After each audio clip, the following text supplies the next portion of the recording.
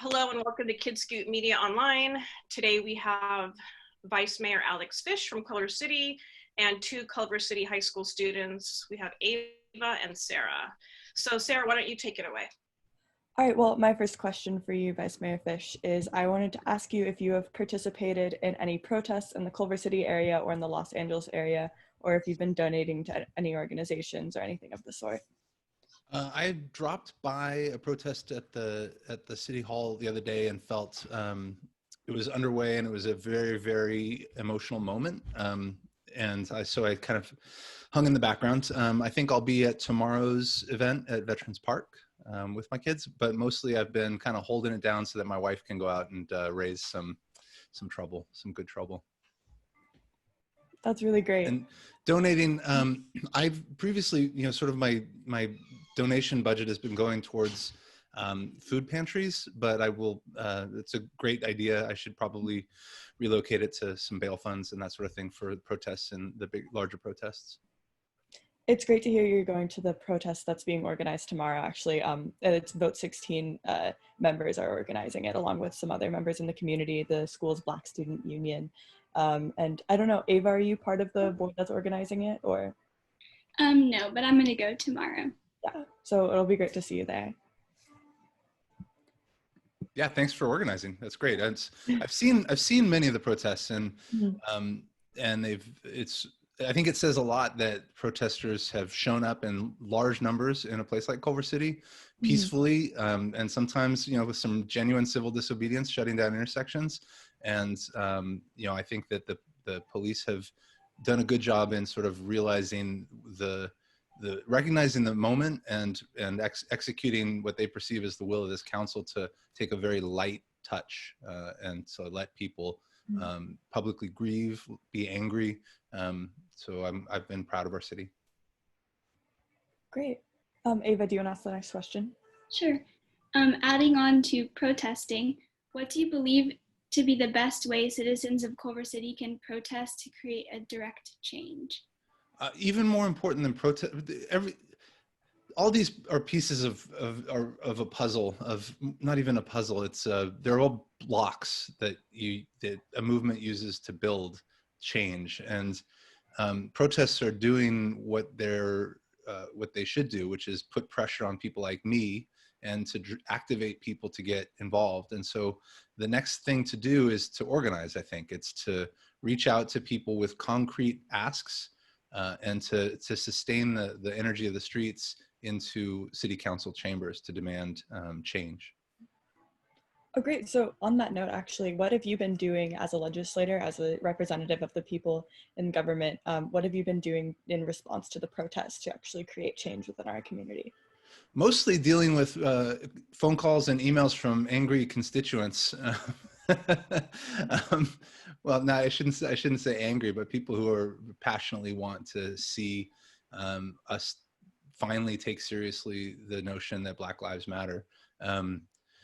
So I have not had really time to organize a plan because this is a problem that's much larger than most of the demands are, right? It's not, why are police in the United States, why are there more shootings? Well, because we have more guns. And, I don't want to diminish the importance of responding directly to this unique set of demands, but I want to solve as much of the problem as we can. So that's not to say I want to move slowly, but I want to move intelligently. So the one thing I have concretely promised to do is, President Barack Obama gave a speech yesterday and announced an initiative from his organization, My Brother's Keeper, which is the mayoral pledge, or the mayor's pledge. It focuses on use of force. And it's only a vice pledge, I guess, but I undertake that pledge. I pledge to do the 4 things that My Brother's Keeper laid out, because it's tough in the heat of the moment. What I want is evidence-based change that is going to improve lives and improve safety and work towards liberating Black people, Indigenous people, and people of color. And I want to avoid the sort of hot Twitter-fueled pledges that might be wheel spinning or might actually cause harm. So I expect some urgent action, but some thoughtful action. a lot of urgent action and a lot of thoughtful action. Mhm. Awesome. Yeah, so I've been doing research on some of the different like policies that people are considering taking at this time. And one of the things that I think has stuck out to me just because this seems so minimal, but I was reading a grand jury report from a couple years ago that cited that the Culver City Police Department, this is, again, despite the even though they have passive racial profiling, this deals more specifically with the issue that there is a penal code that requires that police departments have online forms where you can submit complaints about officers, and Culver City does lack that at the moment. So I think that would be something small, but it would be important to progress. Yeah, your point's well taken, and I want to go back to the idea of organizing. I've received, hundreds of requests of, are you going to do this? Are you going to do that? Why haven't you done this? And I don't, when I say it that way, it sounds like I'm being dismissive.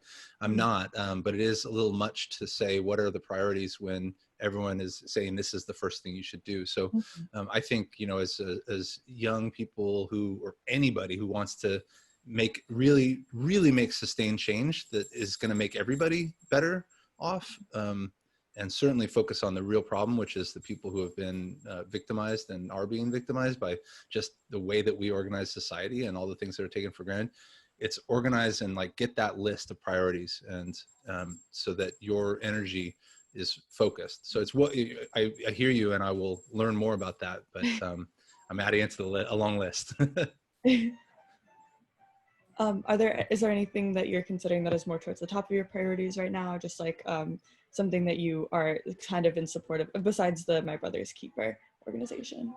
I gotta say, I'm still learning. I know a lot of people have pushed the 8 Can't Wait campaign, which has some aspects that are very specific and seem well supported. I'm still learning and reading. Other parts are more vague, and ultimately you have to really actually do something, right? Another thing that I'm very, is more long range, but I think is really important, is to add the social services elsewhere in the city's structure or the county structure, or wherever we can do it, to take them out of policing. The police shouldn't be providing mental health services. The police shouldn't have to be home, doing outreach with unsheltered people. We for 40 years have dumped every new problem into the police budget. And so when people look at the size of the police budget, part of that problem is that we make them do so many things that they're ill-suited for.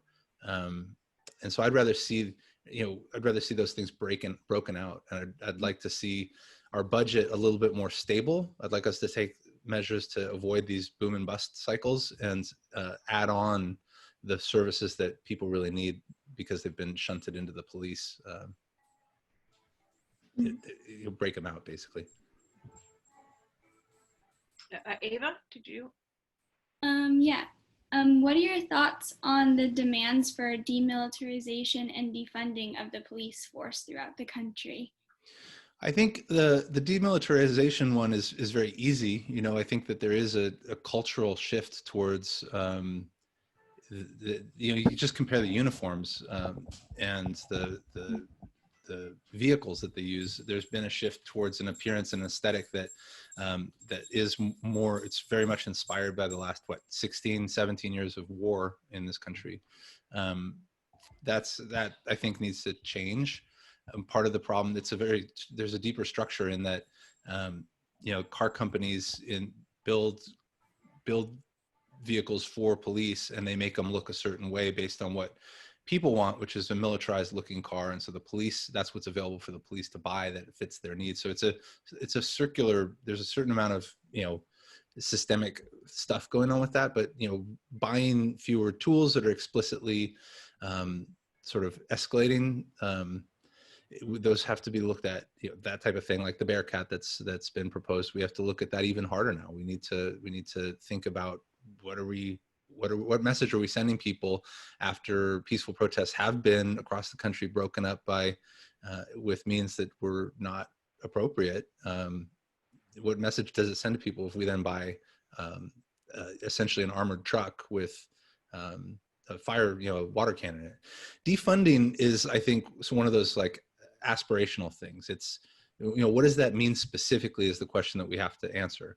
I think spending less money on on policing is sort of missing the point that they do, the investigative work that police do is very important. Solving crime is very important. And one of the criticisms is that they don't do enough of that. So I think it's really reprioritizing and seeking to have the sort of patrolling and the contact with the public. That stuff we need to examine. How do we make that more humane while still addressing the reality of that there are societal problems that exist, but reassessing the structure of policing, I think has to happen, has to be a high priority. And if defunding or police abolition, if that's the structure that activists use, if that's the sort of message, that's fine. But and if it rallies people, that's great. But ultimately, you have to be very specific with what is the future of policing. There has to be a plan, because it's, public safety, keeping people safe, is one of the most important things that city government does. And I understand fully that what is being expressed in the streets is that policing as it exists today does not keep everyone safe. So that has to be the framework to, it has to respect all the people, that it has to be reformed so that truly everyone is free. Sara? So one of the policies that is also been kind of controversial is in response to the protests and the violent protests that have been occurring, is the curfew, which was instituted. And so that was definitely something that was a bit controversial. So I just wanted to hear your thoughts and just explaining why the curfew was instated. Yeah. I think I have to be careful to some extent. There are some things that are just too hard to explain, and I still haven't really collected my thoughts. But the first thing to understand is just procedurally, the curfew is declared by the city manager and without input from the city council. And it's obviously he did it in consultation with the police and other cities, especially. And we actually haven't. The city council has not yet weighed in on either the curfew or the deployment of the National Guard. That has to happen with. Uh-oh. But that said, like, people deserve an explanation, and that's my job. That's what I was hired to do. The concern was that it's a lot of things. Having demonstrations out at night in the early days did apparently provide some cover for people who were moving in and out of the demonstration and causing lots and lots of property damage. And obviously people's right to free expression is more important than property in the abstract, and certainly people's lives are more important. But it is a little bit quite obviously we need sales tax revenue in order to do anything that we obtain any of our objectives. So we don't want to see the stores smashed up. So I think the first night it was really, let's make sure that we don't have that situation of large groups kind of covering bad actors. But very quickly it became something different, where the peaceful protests were incredibly disciplined. I've seen it time and time again where organizers who have spent all these years learning nonviolent tactics are employing them very effectively. And so the protests that we've seen, including at City Hall the other day, when someone, during 8 minutes and 46 seconds of silence and grief and anger and meditation, somebody pulled up and started yelling at the demonstrators, offensive stuff. And even right here in little Culver City, youth activists had the skills to de-escalate, and it was impressive. But so that started to happen at the demonstrations, and but there were still people out looking to who probably were angry, I'm sure, also, but weren't trying to make a political statement, I don't think, unless it was smash capitalism, right? And looking at the mall as a way to express that. But it really appeared that we were getting huge swarms of people driving in cars, up to 100 apparently, casing the mall, probing the mall, and it was pretty intense the second night. And so that was the sort of further justification is, let's just really strongly encourage people to stay off the streets at night so we can focus on this phenomena of mass efforts to smash and grab storefronts.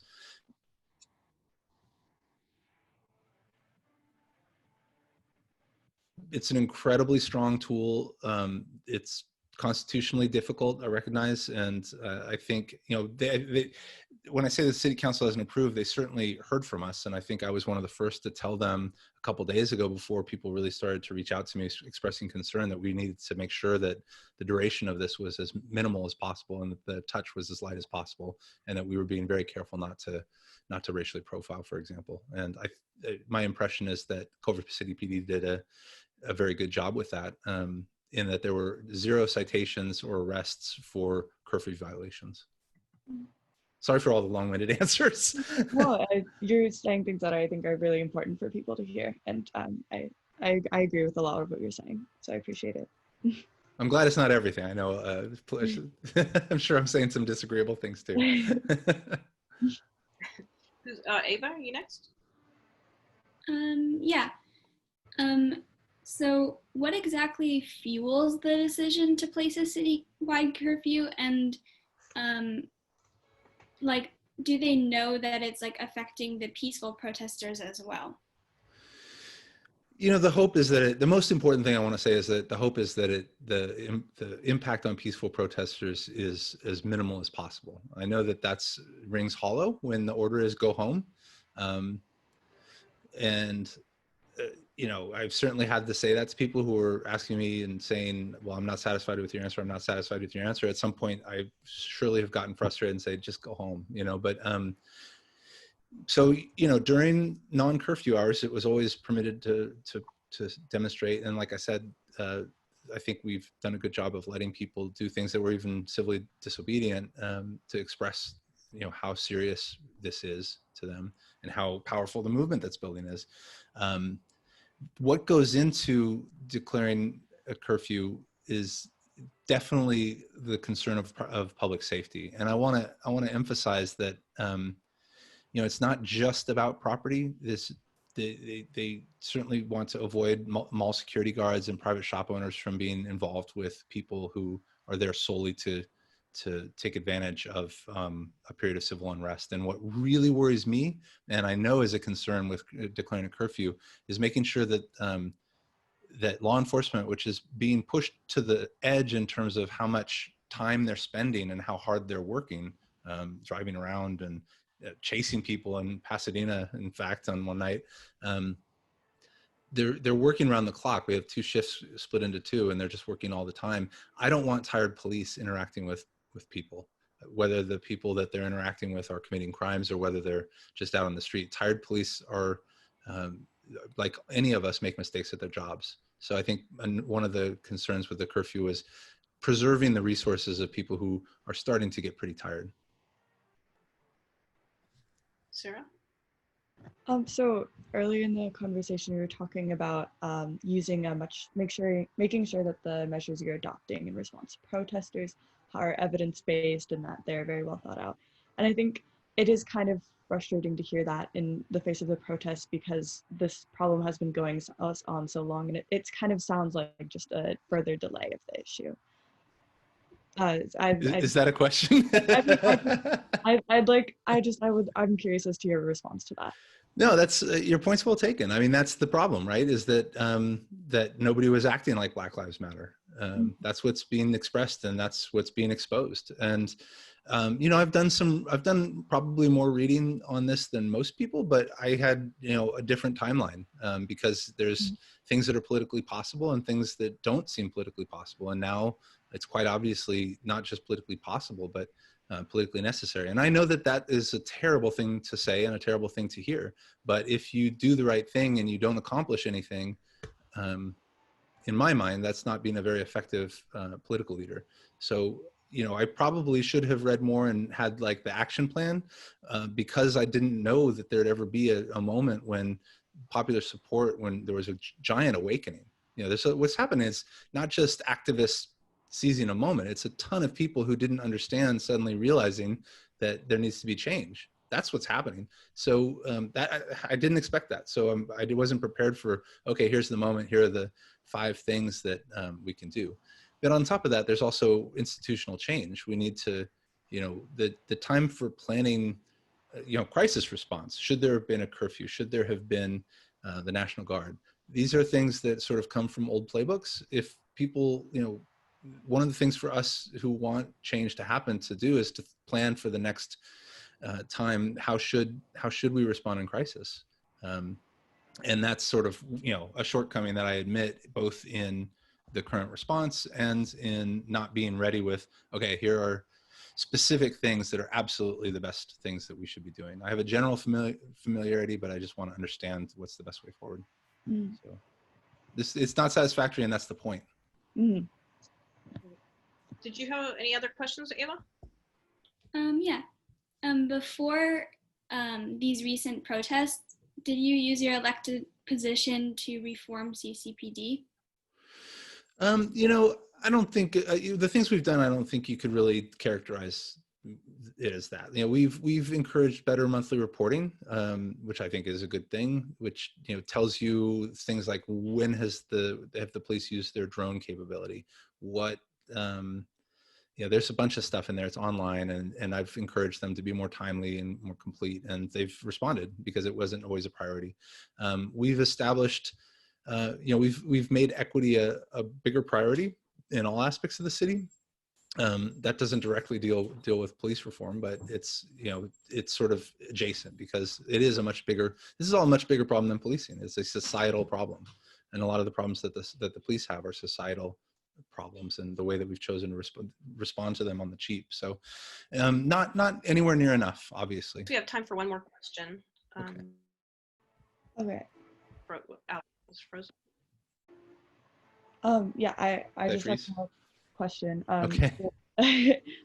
Given I've been reading up on Culver City's history, and honestly, there are parts of it that you could consider to be particularly condemnable in terms of the actions that were taken, that were, racist and generally militarizing the police in a way that, or employing the police in a way that particularly targets people of color as an enemy of the Culver City community. So do you think that given this history, it will be more difficult to institute broad reforms?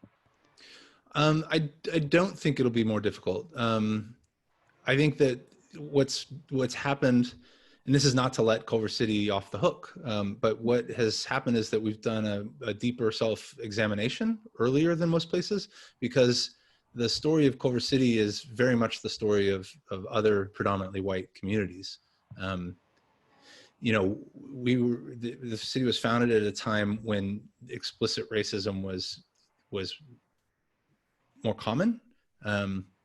And then a lot of the racism in the terms of how cities were organized, how transportation was funded and organized, and how we, just land use, transportation, housing, policing,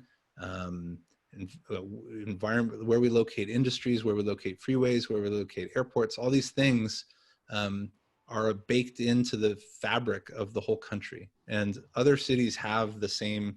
If they're old enough, they have the same story. If they're young enough, then they can kind of, in a sanitized way, say, well, we weren't racist. We merely took federal dollars that went 95% to white people and built a community that just happens to be full of white people. And they took a freeway they take a freeway to and from work that just happens to have gone through a middle-class Black neighborhood.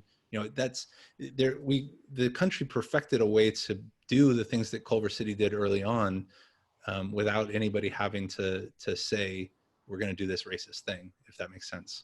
So I think Culver City is a little bit ahead in that we're starting to examine that here, like what happened here, what's left from that, but also what happened more broadly. How can we fix both the particular specific Culver City issues and the broader American problems? Gosh. Well, thanks so much for joining us today. Mr. Fisch, Vice Mayor Fisch. Was there any last question that somebody wanted to ask before we go? No, okay.